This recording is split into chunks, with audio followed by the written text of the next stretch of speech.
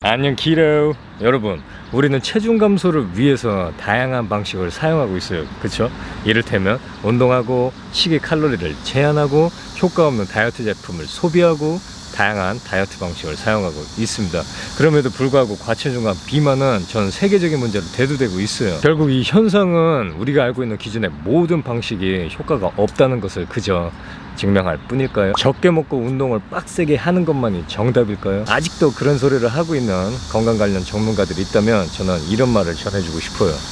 닥쳐. 저는 이번 영상을 통해서 여러분들이 가지고 있는 과체중과 비만에 대한 일반적인 통념을 뛰어넘어서 또 다른 관점을 제공해 드릴 거예요. 그래서 갖고 있는 개념들이 확장해 나가도록 도움을 드릴 겁니다. 이 정보는 분명 과체중과 비만의 고통에서 벗어날 수 있는 실마리를 제공해 드릴 거예요.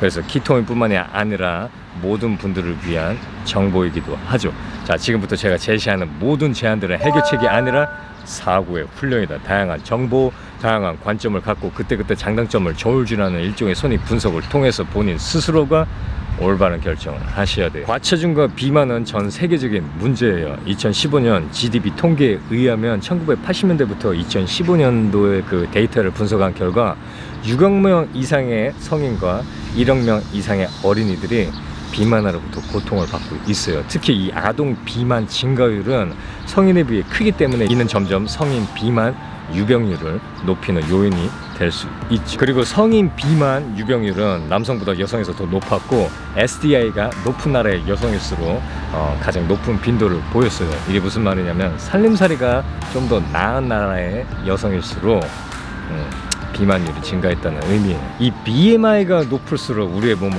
아파요. 왜냐면 비만할수록 염증 수치가 증가하기 때문이죠. 염증은 모든 질환의 시초예요. 그래서 과체중 및 비만한 어린이는 심혈관 질환과 당뇨병에 큰 영향을 받기도 합니다. 결국 이 과체중과 비만을 예방하는 게 우리가 첫 번째 해야 할 임무인 것 같아요. 그리고 뭐 예를 들면은 모든 분야에서도 좋은 결과를 얻기 위해서 조기 교육을 하잖아. 건강도 마찬가지야. 어렸을 때부터 잘 관리를 해야지 나중에 성인이 돼서 더 건강한 삶을 누릴 수 있겠죠. 아무튼 간에 여러분이 다이어트가 목적이든 건강이 목적이든 간에 우리는 지방에 대해서 살펴볼 필요가 있어요. 이 지방은 단지 추위를 막아주는 단열 효과만 있지는 않습니다. 다양한 호르몬을 분비하는 어떤 내분비계 역할도 하는데, 이 지방에서 나오는 물질들을 아디포카인이라고 해요. 그 종류로는 인터루킨, 렙틴, TNF-알파, 신경펩티드, 아디포넥틴 등이 있어요. 특히 이 아디포넥틴은 인슐린 저항성에 큰 도움을 주는 물질이고 주로 백세 지방 조직에서 분비가 됩니다. 이 아디포넥틴은 당뇨 환우분들에게는 매우 유용한 물질이기도 합니다. 이 렙틴하고 아디포넥틴을 제외한 나머지 물질들은 염증을 분비시켜요. 우리가 비만하게 되면 아디포넥틴의 생산이 감소하고 인슐린 저항성이 항진하여 동맥경화나 당뇨병 발병을 촉진할 수 있습니다. 체중이 감소하게 되면 아디포넥틴의 생산이 증가합니다. 그러니까 늘 적정 체중을 잘 유지해야 되겠죠. 이 비만인과 정상인의 지방 세포에는 차이가 있어요. 비만인의 지방 세포는 크기가 크고 지방으로 가득 차 있는 반면 정상인의 지방 세포는 그 크기가 작고 수가 많아요. 이게 무슨 얘기냐면은 비만인은 정상인에 비해서 에너지를 저장할 때 지방의 크기를 키워서, 수보다는 크기를 키워서 지방을 꾸겨 쑤셔 넣는 어떤 비정상적인 과정이 일어나는 거예요. 즉 생화학적인 기능장애가 발생했다고 말할 수가 있습니다. 그리고 이 지방 세포 안에는 반 이상이 지방이 아니라 대식세포예요. 이 대식세포는 병원균이라든지 백혈구의 그 세포 잔해들을 먹는 어떤 팽맹 역할을 하거든. 안 좋은 애들을 막 이렇게 먹어줘. 근데 문제는 이 대식세포가 많이 모이게 되면 염증성 물질을 자극하는 어떤 신호전자 체계가 활성화가 된다는 거예요. 자, 아무튼 이 염증은 장에서부터 시작하기도 하거든요. 장에 서식하는 그람 음성균 표면에는 LPS라는 분자가 있어요. 이 LPS는 장을 통과해서 혈액으로 들어오게 되면 독소로 작용해요. 평상시는 괜찮은데 말이죠. 근데 이 비만인들은 LPS의 농도가 높습니다. 그리고 폐혈증 환자들은 정상인에 비해서 100배나 높아요.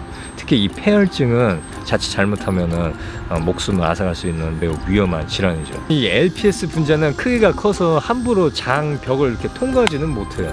근데 어떻게 해서 장벽을 통과해서 LPS 분자가 독소로 작용하게 되는 걸까? 이 메커니즘에 대해서 잘 알게 되면은 분명 우리는 비만과 관련된 어떤 실마리를 찾게 될 수 있다는 거죠. 비만인과 정상인의 장에서 서로 다른 비율로 존재하는 미생물 중에 아커만시아 뮤시니 필라라는 종이 있어요. 이 아커만시아의 수가 적은 사람일수록 체질량 지수가 높아요. 그리고 이 종은 장벽에 두꺼운 점액질 막에서 서식하는데, 이 점액질은 아무 미생물이나 들어가지 못하게끔 어떤 보호막 역할을 해요. 여기 이렇게 그림을 보면 비만한 사람들은 아커만시아의 수가 작기 때문에 이 점액질 층이 얇아. 그리고 이 장벽을 튼튼하게 박음질하는 그 타이트 정션이라는 부분이 해체가 돼요. 그래서 LPS가 장벽을 통과해서 혈관으로 들어가서 독소로 작용하게 되는 거죠. 정상에는 아커만시아의 수가 높기 때문에 점액질 층이 두꺼워요. 그래서 함부로 LPS가 장벽을 통과하지 못하게 됩니다. 그리고 이 점액질 층을 두껍게 만들어주는 역할을 하는 애가 있는데, 그게 바로 AMO 1100 단백질이에요. 그리고 장벽을 튼튼하게 박음질한 이 타이트 정션 있죠. 얘네를 해체하는 요인들은 몇 가지가 있는데, 그 중에 하나가 밀가루에 들어있는 단백질인 글루텐입니다. 그래서 제가 글루텐 프리를 하는 이유이기도 하죠. 아무튼 이런 연구 결과도 있는데, 정상 체중을 가진 어린 아이가 과체중의 어린 아이에 비해서 아커만시아 뮤시니 필라의 균이 더 풍부했습니다. 근데 여러분들이 이 이야기를 듣고 이런 생각을 할 거야. 나는 과체중도 아니고 비만이 아니니까 아커만시아의 수가 많겠다. 하지만 이 복부 지방률이 높을수록 아커만시아의 수가 적습니다. 특히 우리나라 같은 경우에는 팔다리가 얇은 거미인간형들이 되게 많잖아요. 과체중이 아니더라도. 그런 분들도 이런 문제에서 쉽게 벗어날 수 없을 거라고 예상할 수 있겠죠. 지금까지 비만에 관련된 새로운 요인을 살펴봤습니다. 기존의 건강 관련 전문가들이 말하는 이야기와는 전혀 다른 이야기죠. 그렇다면 우리는 이 문제를 해결하기 위해서 무엇을 해야 될까? 당연히 LPS 분자가 장벽을 통과하지 못하게끔 아커만시아의 수를 늘려야 되겠죠. 여러분, 아커만시아의 수를 늘리는 아주 간단하고 쉽고 저렴한 방법을 지금부터 소개해 드리도록 하겠습니다. 그건 바로 뭐냐? 채소예요. 채소. 프리바이오틱스는 장내 환경에 영향을 줘서 LPS를 감소시키고 장벽 기능을 향상시켜요. 이런 연구 결과가 있는데, 일부러 많이 먹여서 비만을 유도한 쥐에게서 이 프록토 올리고당을 섭취하게 했더니 대조군 쥐에 비해서 80배나 높게 아커만시아의 수가 증가했어요. 이 프록토 올리고당은 제 식단에서 쉽게 찾아볼 수 있는 채소에 풍부하게 들어있어요. 만약 여러분이 제 인스타그램을 팔로우한 분이라면 제가 왜 그렇게 채소를 많이 섭취하는지 이제 이해가 되실 거예요. 그리고 이것은 저의 키토 바이옴을 설명하는 어떤 기초가 되는 루트가 될 수가 있죠. 자, 근데 저탄고지는 어떨까? 저탄고지는 채소를 섭취하라고 그렇게 강조하지는 않잖아요.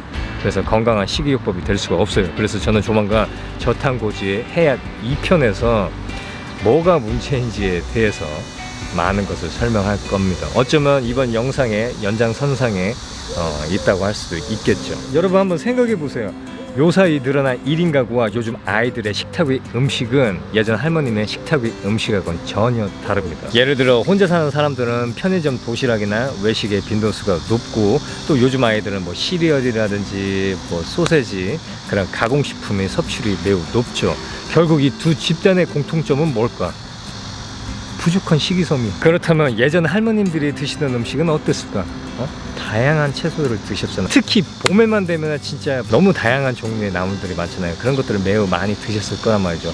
내가 외우지를 못해서 이렇게 적어왔는데, 봄에만 나는 뭐 나물만 하더라도 내가 알기로는 명이나물, 취나물, 가시솔, 미나리, 냉이, 세발나물, 달래, 모이, 쓴바귀, 두릅, 유채나물이에요.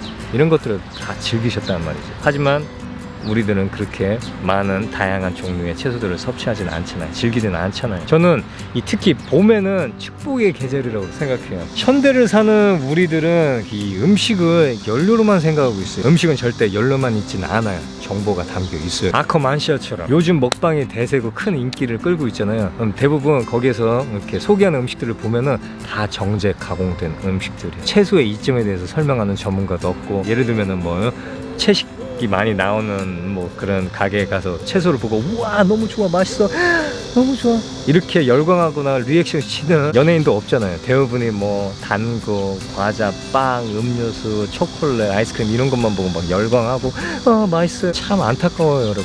그리고 맛있는 녀석들은 그 채식 특집에서 벌칙 받는 것 마냥 그렇게 반응들을 보였는데 참 아쉬워요. 진짜 안타까워. 제가 365일 낮은 체지방률을 유지할 수 있는 비결 중에 하나는 바로 채소예요, 여러분. 채소를 많이 섭취하면은 내가 좀 더 정제 강화된 식품을 섭취하더라도 체중 증가가 빨리 일어나지 않습니다. 그건 다 장내 미생물에 설명할 수 있어요. 뭐 아무튼 먹방 위주의 TV 프로그램도 이 컨텐츠의 다양성이 결핍돼 보여요. 마치 우리의 식탁이 음식들처럼 말이죠. 다양성의 결핍은 부작용을 동반합니다, 여러분. 진짜 건강하게 생활을 하려면 다양하게 먹어요. 채소도 다양하게. 아무튼 여러분이 과체중과 비만에서 벗어나고 싶다면, 그리고 아이를 가진 부모라면 이 모든 것을 어떻게 해야 될지 모르겠다면 여기서부터 시작하면 될 것 같아요. 채소.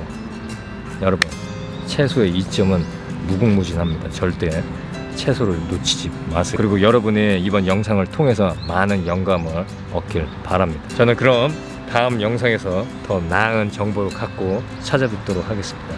그럼 안녕. 건강 잘 챙기세요. 채소로 키로바이옴.